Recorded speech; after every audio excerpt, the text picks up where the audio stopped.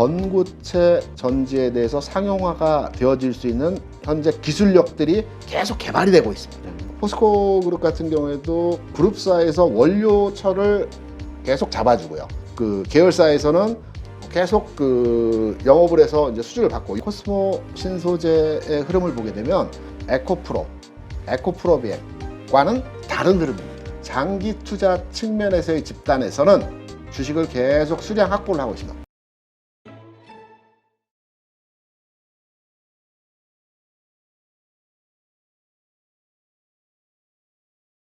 다음 기사 이제 어제 그제 이것도 6월 6일에 이제 현충일에 나왔던 그 기사입니다. 우리가 꿈의 반도체라고 많이 얘기하죠. 네. 전고체. 시장에서는 대략 한 10년 이내에 이 전고체 그 시장이 상용화가 된다라고 얘기들 많이 하고 있습니다. 우리가 이제 현재 그 배터리 시장이나 전기차 시장이나 뭐 양재도 마찬가지지만 이런 2차전지 소재 그리고 완성 셀에 대한 시장에서 중국 대비해서, 그러니까 전체 기술력이나 시장의 지배력 부분에 있어서는 우리나라가 원탑이지만 그 사이즈, 파이 측면에서는 중국 시장이 지금 현재는 전 세계 1위죠. 물론 중국 자국 내에서 소화되는 물량이 워낙 많기 때문에 그러하죠. 이 내용에서의 부분을 판단하게 되면 LFP죠. LFP 반도체가 지금 현재 우리 3원계 반도체에 비해서 비용이 싸죠. 그렇죠. 비용이 싸서 아무래도 우리가 비용적 측면을 많이 고려하다 보니 관련한 좀 싼 제품에 대한 수요가 많을 수밖에 없는 겁니다. 그런데 전고체는 이 부분에 대항할 수 있는 부분이라고 다들 얘기를 하고 있습니다. 물론 넘어야 될 산들은 많이 있습니다. 우리가 전고체에 대해서는 뭐 익히 알고 계시다시피 뭐 용량도 늘어나고 충전 속도도 빨라지고 안전하고 화재 위험성도 덜하고 모든 면에서 지금의 그 리튬이온 전지에 대비해서 월등히 좋은 반도체인 게 틀림없거든요. 그런데 이 전고체로 가는 과정에서 우리가 이제 그 어제 시장에서 핫한 이슈로의 영향력을 줬지만 황화리튬 요 부분이죠. 이수화학이 어제 주가 셌습니다. 그리고 요새 이수화학이 아주 난리죠. 그리고 이수화학이 최근에 상장한 그 자회사가 하나 있지 않습니까? 이름이 좀 어려운데 그 이수 스페셜티 케미칼이라고 하는 회사가 있습니다. 이게 아마 제가 기억하는 공모가 4만 원 정도 선에서 공모를 했고 따상이 나왔습니다. 그리고 지금 한 20한 4, 5만 원 하고 있습니다. 그 상장한 지 지금 한 열흘이 안 되는 기간 내에 주가가 최근에 굉장히 빠르게 움직임이 진행되고 있는데요. 이게 국내 유일하게 전고체 관련해서 황화 리튬 요거를 생산하고 있는 회사입니다.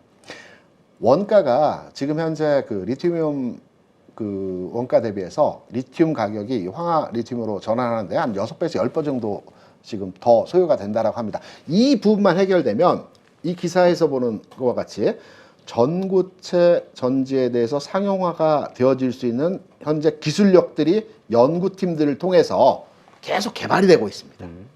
그래서 가격 부분만 어느 정도의 조정이 이루어질 수 있는 부분이 있다라고 한다면 다시 한번 우리가 이산지 시장 소재 부분에 있어서 한 단계 더 도약할 수 있다라는 부분으로 해석이 되고 있고요. 네. 하나 더. 우리가 이제 주가 분석과 산업 분석 그리고 소재 부분 이제 판단을 해보게 될 때 비슷한 산업에 대해서 우리가 교차해서 그 비교 설명 이해를 많이 합니다. 우리가 반도체는 지난 시간에 한번 여러분께 말씀을 드렸고요. 여러분 이제 태양광 많이 잘 아시죠? 그렇죠. 우리나라 태양광의 대표 종목이라고 한다면 여러 종목이 있겠지만 핵심 소재에 대한 생산을 하는 회사는 OCI입니다. 그렇죠. OCI 주가가 지난 2006년, 7년에 2만 원 수준에서 왔다 갔다 했습니다. 그러던 것이 주가가 한 3년 차의 기간을 두고 57만 원까지 쭉 올라갔거든요. 네. 오랜 기간의 성장세를 두고 올라갔습니다. 이 주가가 올라간 배경이 뭐냐면 OCI가 그 당시에는 태양광 산업의 소재 산업이 핵심 산업이었습니다. 굉장히 고난이도의 전 세계 시장을 이제 선점하는 시장에서의 내용이었거든요. 이때 이제 태양광 소재를 만드는 폴리실리콘이라고 하죠. 네. 소재를 만드는 기업들이 미국, 일본, 유럽 정도가 만드는 국가였고요.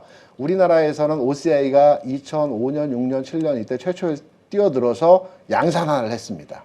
이러한 과정에서 주가도 2만 원대에서 57만 원까지 물론 수직으로 가지는 않았지만 계속해서 흔들흔들하면서 주가가 3년 동안 주가 올라갔거든요. 이때 폴리실리콘 가격이 2008년도에 400불이었습니다. 키로당. 지금의 가격을 말씀드리면 아마 깜짝 놀라실 겁니다. 그렇죠. 그때 그러니까 그러한 가격으로 계속 계약이 성사되고 하니까 막 주가가 그냥 막 난리 났었죠. 그렇죠.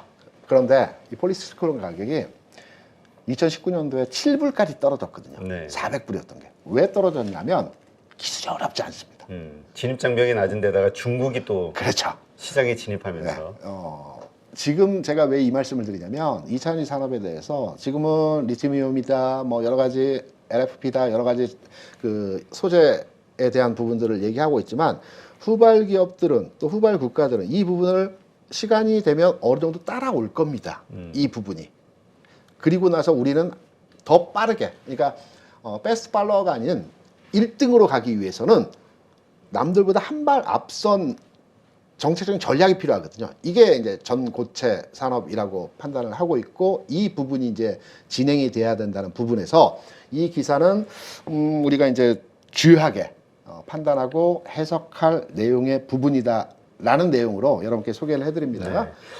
일단 이 부분은 뭐 전고체 관련해서는 도요타가 뭐 세계적으로 가장 앞서 있지 않냐 네. 이런 얘기도 있고 그럼에도 불구하고 아직도 상용화하기에는 멀었다. 그렇죠. 그러니까 전고체 기대감은 크지만 아직까지는 좀 시간이 많이 남은. 그래서 사실 이번에 이수화 그 인적 분할로 이수 네. 이제 그 티케미컬 나왔잖아요. 네. 이러한 것들의 그 상승 네. 이게 좀 오버슈팅 아니냐 이렇게 생각하시는 분들도 많기는 해요. 7년이라고 합니다. 업계에서는 7년 후에, 그러니까 2030년이 되면 전고체가 상용화되고 기술력이 가격적으로 볼 때도 충분히 활용 가능한 수준까지 진행이 된다라고 합니다. 지금은 어렵죠. 그래서 지금 주가가 반응하고 있는 내용들은 단순하게 현재의 상황보다도 좀 먼 미래의 가치에 대한 주가 반영이지 않습니까? 그래서 실제적으로는 이 거품이 일정 부분 꺼지고 나서 다시 뭐 왔다 갔다 하는 형태가 진행될 것으로 판단되고 있고요. 지금 적용되는 이 부분들은 아무래도 말씀하신 대로 조금 업사이징된 이 부분의 주가 상황이라는 점. 기간은 전고체 부분이 꿈의 배터리이고 우리가 궁극으로 가야 될 길인데 7년이란 기간이 저는 그렇게 멀지 않다라고 봅니다. 기술력 측면에서 본다라면. 그래서 우리가 하나하나 다른 국가 대비해서 다른 업체 대비해서 경쟁 상황에서 지금 현재 계속해서 스텝 바이 스텝으로 진행되어 가고 있는 내용이다라는 측면, 이 부분 하나 체크해서 관련한 내용으로 이번 주에 나왔던 주요 기사로의 설명을 드리고요. 근데 지금 말씀하신 그 부분 저는 네. 그게 참 중요하다고 보는데 네. 이 제2의 OCI가 네. 안 되기 위해서는 그렇죠. 우리가 계속해서 이제 기술 개발에 계속 신경 써야 되겠지만 네. 또 사실 그런 걱정은 말씀하신 대로 OCI 같은 경우는 폴리실리콘 같은 경우는 진입 장벽이 낮았지만 네. 이거는 상당히 높은 네. 왜냐하면 기술 자체는 그렇게 특별한 게 아니지만 그러니까 아주 막 난이도가 있는 건 아니지만 이 수율을 맞추는 이 공정 자체가 그쵸. 엄청난 그 노하우와 시간과 이 비용이 필요한 거기 때문에 그렇죠. 쉽지 않을 거예요. 테슬라도 자체 내재화 얘기했지만 지금 몇 년 지나도 지금 못하고 있잖아요. 그렇죠. 예. 맞습니다. 그 OCI 잠깐 얘기를 하셨으니까 OCI가 2006년, 7년, 8년도에도 그 폴리실리콘 자체는 아주 쉬운 기술은 아니었습니다. 그 뒤에 이제 후발 업체들이 따라오면서 기술의 간격이 점점 줄어드는 상황이 되었던 거거든요. 그래서 우리가 이제 각성하고 계속 그 발전해야 되는 게 우리의 2차전지 산업은 배터리 산업은 진정 앞으로 10년 기간에 대한민국의 캐시카우가 될 겁니다. 그러기 위해서는 계속 한 발 앞선 전략으로 진행돼야 된다는 부분. 물론 OCI가 주가가 7불까지 폴리실리콘 가격이 빠지면서 주가도 2만 원대까지 내려왔다가 최근에 다시 10만 원대 올라오긴 했지만 이 과정에서 굉장히 주가의 기복이 컸죠. 그렇죠. 하락의 기복이. 네. 그리고 어제 그 장중에 이제 그 자동차 업종, 특히 전기차 관련한 자동차 업종에 주가가 데미지가 좀 있었습니다. 그렇죠. 기아가 한 4%, 현대차 같은 경우에 한 3% 정도 빠졌고요. 특별하게 내용의 악재성제는 아닙니다. 어제 나왔던 내용의 그 뉴스는 뭐였냐면 전기차 시장에서 현대기아가 포지셔닝하고 있는 기존의 4위에서 7위로 밀려났다라는 얘기거든요. 그래서 시장에서 해석하기로는 이건 IRA에 대한 그 영향력 아니냐. 앞으로도 IRA에 대한 수혜를 받지 못하기 때문에 좀 더 현대기아의 전기차 산업이 후퇴할 가능성이 있지 않겠느냐라는 우려로 어제 주가가 빠졌습니다. 근데 실제 내용을 보게 되면 물론 4위에서 7위로 이제 그 규모가 줄어든 거는 맞습니다. 네. 이 4위에서 7위라는 게 상반기 1월부터 4월까지입니다. 1월부터 4월까지의 기관차의 그 생산 판매 대수를 말하는 거거든요. 근데 이 내용을 좀 더 깊이 있게 보게 되면 이겁니다. 뭐냐면 중국에서 올해부터 그 보조금 혜택을 중단했죠. 물론 지방 정부에서는 주긴 하지만 중앙 정부의 보조금은 중단됐습니다. 그런 과정에서 그 중국의 많은 전기차 생산업체들이 그 출혈 경쟁을 하고 있습니다. 왜냐하면 보조금이 줄어들기 때문에 사람들이 이제 전기차를 안 사진 않겠지만 수요가 기존 대비해서 가격이 싸 보이지 않기 때문에 구매를 좀 늦추죠. 그래서 구매자들에게 계속해서 구매 의욕을 불러일으키기 위해서 가격을 계속 할인합니다. 낮춥니다. 보조금이 없는 부분에도 불구하고. 그래서 이 과당 경쟁, 치킨 게임에 의해서 중국 기업들의 자동차 업종의 매출이 생산 대수, 판매 대수가 확 늘었습니다. 출혈 경쟁이죠. 결국은 출혈 경쟁의 끝은 도산입니다. 누군가는 다 정리가 되겠죠. 그렇죠. 네, 정리가 되는 과정에서 올해 1월부터 4월까지 이제 그 생산, 판매 대수가 현대기아차가 좀 줄었는데 이 부분은 향후 전망치에 대해서 우려로의 판단으로 우리가 접근할 필요는 없을 것이다라는 측면으로 짧게 제가 한번 이 내용을 한번 그 가져와 봤고요. 네. 오늘 특징주 두 가지 말씀을 드린다고 설명을 드렸죠. 포스코 퓨처형과 이제 에코프로인데요. 저는 이제 회사를 판단할 때 제가 탐방을 못 가보기 때문에 그 회사의 홈페이지를 한번 들어가 봅니다. 왜냐하면 홈페이지에 물론 일상적으로 다 좋은 말들만 있겠지만 그 회사가 추구하고자 하는 방향의 내용을 캐치할 수 있습니다. 그렇지. 포스코 케미칼이 최근에 포스코 퓨처 M으로 이름을 바꿨지 않습니까? 네. 우리가 기업명을 보면 저는 기업명을 한글화해서 좀 짧게 해야 된다는데 의견을 내는 사람입니다. 우리가 삼성, 금성, 효성을 보면 굉장히 외우기 쉽지 않습니까? 저 상당히 올드한. 삼성, 금성, 효성이 그 진주의 지수초등학교 동창 선배들이 만들었던 회사들이지 않습니까? 뭐 이건희 회장 뭐 이렇게 등등등 해서 이건희 회장이 아니라 저 선대죠. 해서 그래서 이제 삼성, 금성, 효성 이 세 회사가 이제 그런 거고요. 이 회사 외에도 코스닥에 보면 저는 참 의미 있게 들었던 게 알체라라고 하는 회사가 있습니다. 이 회사의 원을 따져보면 호주에 꿈을 쫓는 뭐 사람을 알체라라고 한다라고 합니다. 뭐 이런 의미를 부여하거나 또는 뭐 올드하긴 하지만 두 자로 딱 통일하거나 포스코 퓨처형을 보면 무슨 뜻인가 봤더니 포스코의 퓨처는 이제 미래지 않습니까? M은 매니지먼트더라고요. 그래서 회사 이름이 포스코 미래관리입니다. 아주 쉽게 지은 것 같습니다. 단순하게. 지금 보면 이제 사업장은 이제 여러 군데 있고요. 지금 포스코가 포항에 이제 뉴스가 났는데 본사를 포항으로 옮기긴 했는데 실제로 이름만 옮겼다라고 해서 굉장히 지금 뭐 여러 가지 이슈가 있나 봅니다. 그런데 그 부분보다는 포스코 퓨처엠의 공장들을 보면 세종과 구미, 그다음에 포항에 그 각각 양극재 흑연 공장이 있고요. 그 내용보다는 포스코 퓨처엠이 최근에 왜 주가가 타 소재 관련 종목에 비해서 강했느냐. 이게 저기였습니다. 이 뭐죠? 공급계약. 여기 하단부에 보시면 올해 큰 거 세 방 왔죠. 세 방이 이제 지난 1월, 4월 그리고 6월 7일이니까 어제 이제 공시가 났습니다. 네. 1월에는 이제 삼성 SDI와 이제 32년까지 40조 공급 계약. 엄청난 건데. 이때부터 포스코 퓨처엠이 딱 그 스타트 라인에서 좀 빠르게 움직였습니다. 그리고 4월에는 LG엔솔러가 30년까지 30조 공급 계약. 이거 센 겁니다. 그리고 어제 나왔던 그 얼티얼 셀즈 이건 물론 이제 LG와 GM과 이제 다 국내사들이 연동되어진 그 내용이 부분이 포함되어 있습니다. 32년까지 13조. 도합 80조 규모로 수주를 받았다는 내용입니다. 그래서 포스코 케미칼, 포스코 퓨처엠의 주가가 최근 내에서 이 내용으로 가장 움직임 자체가 선도적으로 먼저 움직였고요. 네. 뭐 탄력적은 아니겠지만 먼저 움직였다는 측면이고, 제가 앞서 우리나라 그 화학업종의 기업들이 이산지 산업에 대해서 다른 국가의 화학업종의 그 기업들을 대비해서 먼저 가고 빨리 가고 선점했던 이유가 수직 계열화가 첫 번째 이유라는 말씀을 드렸죠. 포스코 그룹 같은 경우에도 그룹사에서 원료처를 계속 잡아주고요. 그 계열사에서는 안정적 원료 공급을 기반으로 해서 계속 그 영업을 해서 이제 수주를 받고, 이런 체계가 이제 딱 정립이 잘 돼 있는 형태입니다. 그래서 포스코 퓨처엠의 이제 기본적인 내용을 이제 설명을 드렸고요.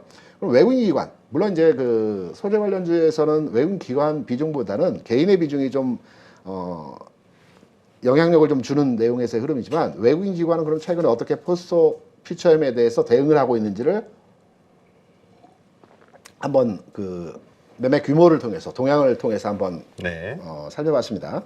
외국인들 같은 경우는 최근에 그 규모 거래량 측면에서 본다라고 보면 특이할 만한 거래는 아닙니다. 물론 한 번씩 이렇게 15만, 13만씩 거래 규모의 증가 추세가 나타나고 있지만, 좀 흐름의 기간, 그러니까 좀 한 5, 6개월 차의 그 외국인 동향을 보게 되면 최근 지분율 측면에서 9%까지 증가했던 올 초 그 외국인 지분율이죠. 이 지분율이 최근 6.5%까지 내려갔다가 7.2%입니다. 그러니까 연초 대비해서는 지분율이 줄었습니다. 하지만 최저점 대비해서는 좀 늘었습니다. 그러니까 연초에 팔기 시작해서 3월, 4월 이쯤부터 조금씩 더 사는 측면이 강하고요. 외국인들 관망이라고 봐야 되겠죠. 기관들을 보게 되면 좀 의미가 있습니다. 기관들 같은 경우는 지금 보시게 되면 오늘, 어제, 최근 내에서의 흐름을 보게 되면 매도가 있습니다. 하지만 네. 기존의 투신을 중심으로 해서 매수가 계속 들어왔습니다. 그리고 이익 실현 나오는 측면이고요. 3호, 우리가 3호라고 하면 보통 자문사를 많이 얘기합니다. 그리고 연기금, 장기 투자죠. 그러니까 쉽게 말해서 장기 투자 측면에서의 집단에서는 주식을 계속 수량 확보를 하고 있습니다. 올리면서 사지는 않습니다. 하지만 받치면서. 그러죠. 예, 받치면서 물량을 뭐 큰 물량은 아니지만 매집이라고 하긴 그렇지만 계속 물량을 확보해 나가는 형태에서의 흐름들이기 때문에 사모와 연기금은 장기 투자 측면에서 이들이 계속 물량들을 접근하고 있다는 측면 한번 체크해 볼 내용에서의 흐름이었고요. 그럼 단기 주가에서 흐름을 한번 보겠습니다. 이제 기술적 분석에서의 흐름인데요. 부담스럽죠. 앞고점. 많이 올랐어요. 오른 것도 그렇지만 지금 흐름에서의 내용을 보게 되면 이 부분에 대한 그 부담, 심리적 부담이죠. 가격 차를 보게 되면 42만 원, 지금 38만 원, 한 걸음 앞입니다. 얼마든지 돌파할 수 있는 부분의 가격이거든요. 그런데 앞고점에 대한 심리적인 저항에 대한 부분 때문에 최근에 계속 가격이 더디 움직이고 있습니다.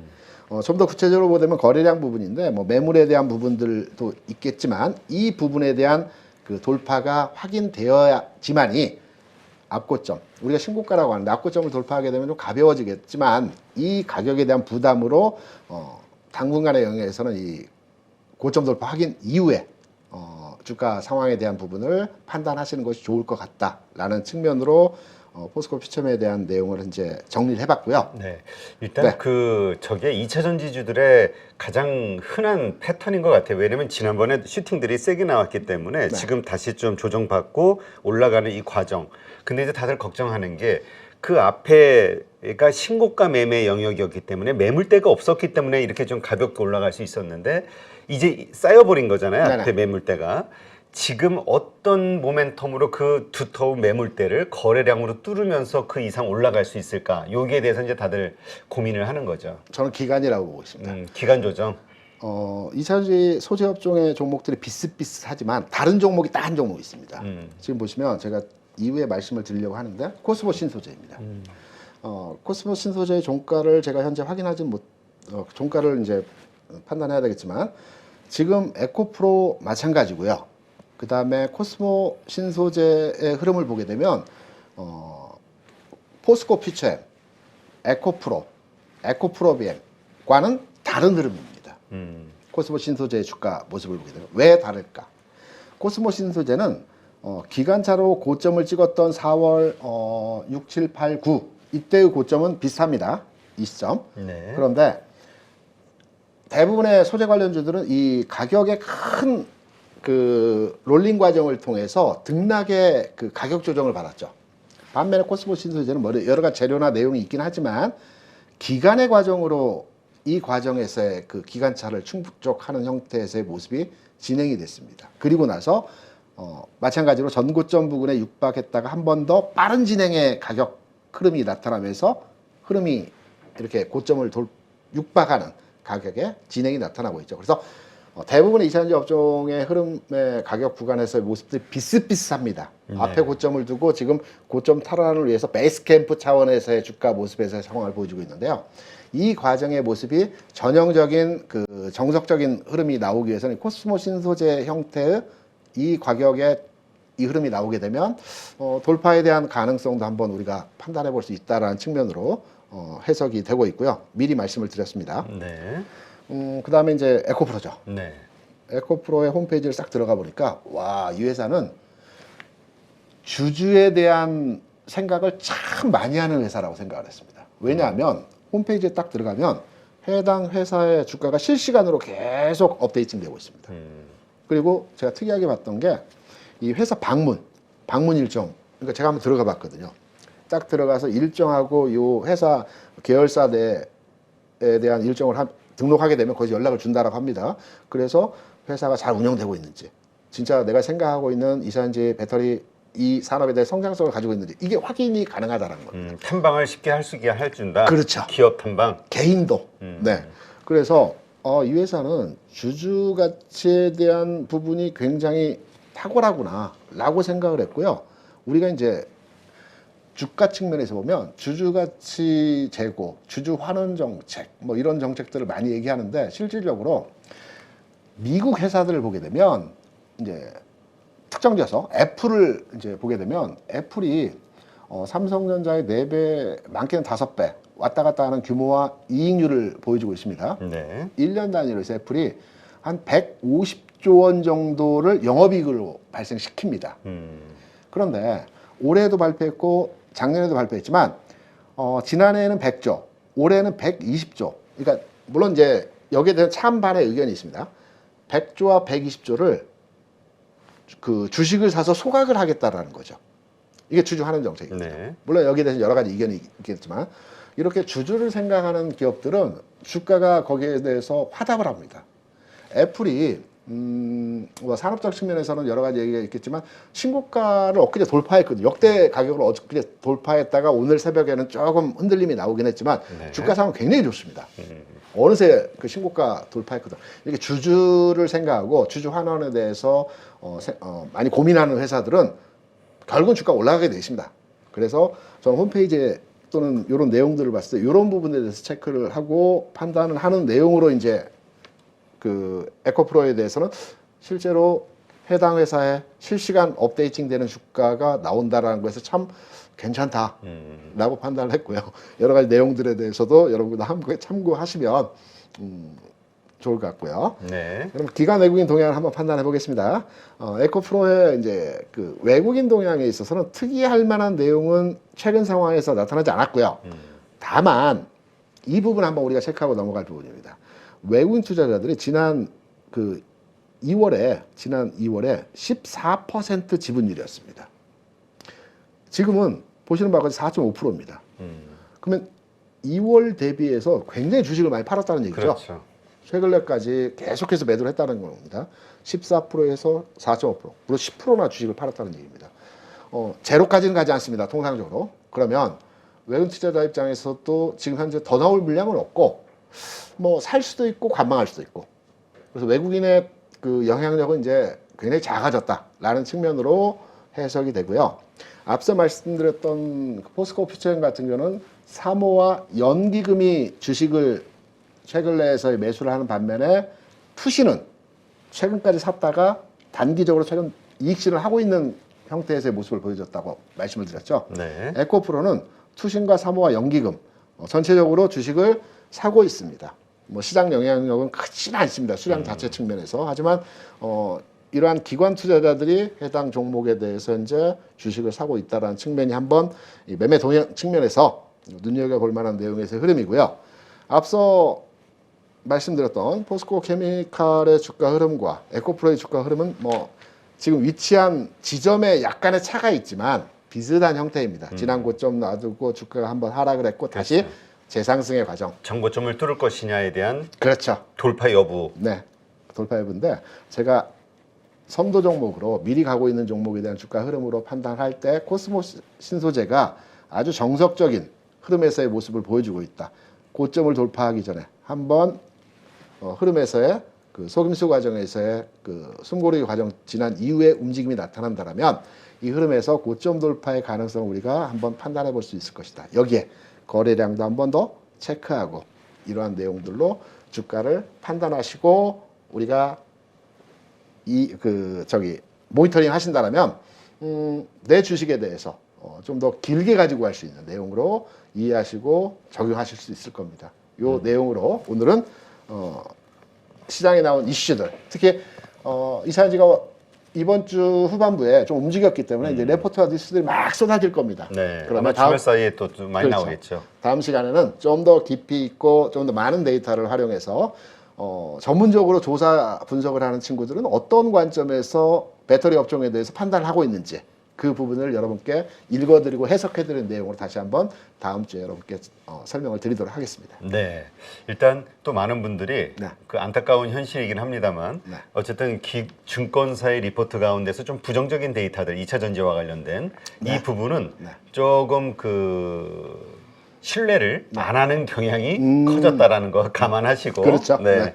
그런 거에 대해서는 오히려 좀 교차 아. 검증을 좀 해주시면 좋을 것 같아요. 알겠습니다. 네, 이제까지 김대준 대표님과 함께했습니다. 오늘 좋은 2차 전지와 관련된 공부를 한 것 같군요. 오늘 감사했습니다.